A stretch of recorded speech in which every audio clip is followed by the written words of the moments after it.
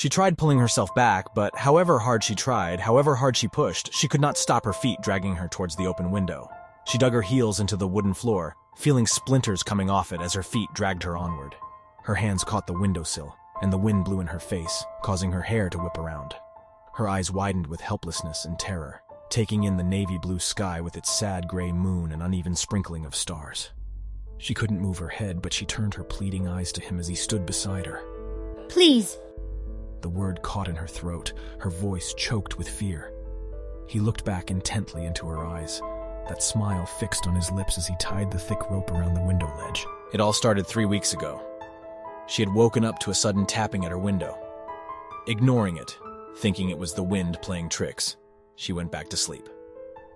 The light tapping at the window became deliberate knocking the next night. She sat shivering with fright in her bed, unable to move until the knocking ceased. However, the next morning, she was sure that she had been imagining things.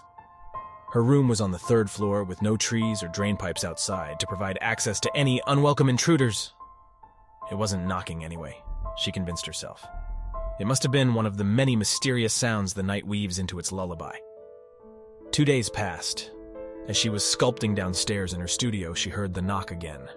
For a second, she froze with fright. Then she turned. Outside the window, hanging upside down, was a little boy. Only his head was visible through the glass. His face extremely pale, his hair dark, long, and dirty. He could have been a street urchin had it not been for his eyes. The eyes weren't human. They were round and slanted with impossibly large irises. He gave her a mischievous smile and tapped at the window again, still upside down. "Please, lady," he said. "Won't you let me in?" She gasped and stumbled backwards, knocking her incomplete sculpture to the ground, throwing flecks of clay everywhere. For the child spoke in the voice of a man, a husky, sadistic tone. He started visiting her more and more, often knocking at the doors and windows. No, she thought. Don't let him in.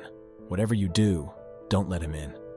She would see him peeking from her windows whenever she woke up, until she started keeping the curtains drawn at all times and the windows locked. She ignored the knocking that continued, followed by his voice. "Please, lady, won't you let me in?" She started getting paranoid.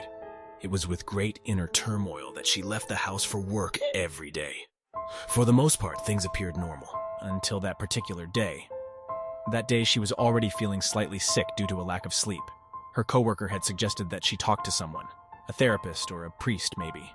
Yes, she thought, I will today. Suddenly, someone knocked at her car window. She gasped, her pupils dilated in horror. It was a cop. She had parked in front of a no parking sign. Swearing, she reared out, parked again, and rushed out to go to work. The cafe she worked at was a small glass-walled haven for all kinds of people. Readers, lovers, and businessmen who wanted a cup of tea or coffee before they bustled back to their offices. It was an hour before she would get off. She was serving a table by the huge glass wall when a whisper reached her ears. "Hey, lady," it said. Abruptly, she looked up out of the window, and there he stood, right in the middle of the road, with his black, slanting eyes and wicked smile. Without thinking, she rushed out to the sidewalk, and he was still there, right in the middle of the busy road with the traffic whizzing past him. "I said please, didn't I?" The boy whispered. "I am a good boy, lady," came the man's voice from the little boy's throat. "I said please." He stood 12 feet away, and still his voice sounded in her ears above the noise of the traffic as clearly as if he was inside her own head.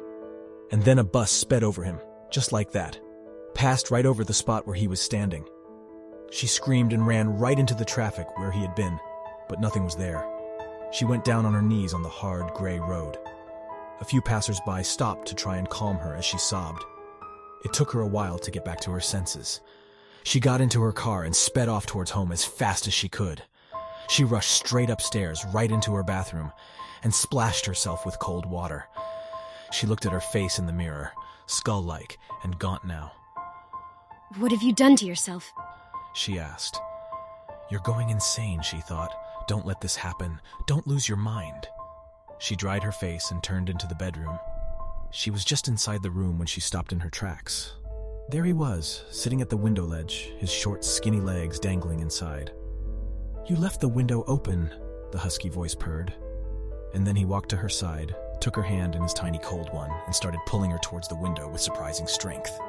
Though she struggled, She couldn't fight him off. She watched him tying the rope to the ledge at one end and the other into a noose. Please. She managed to croak out. I said, please, too.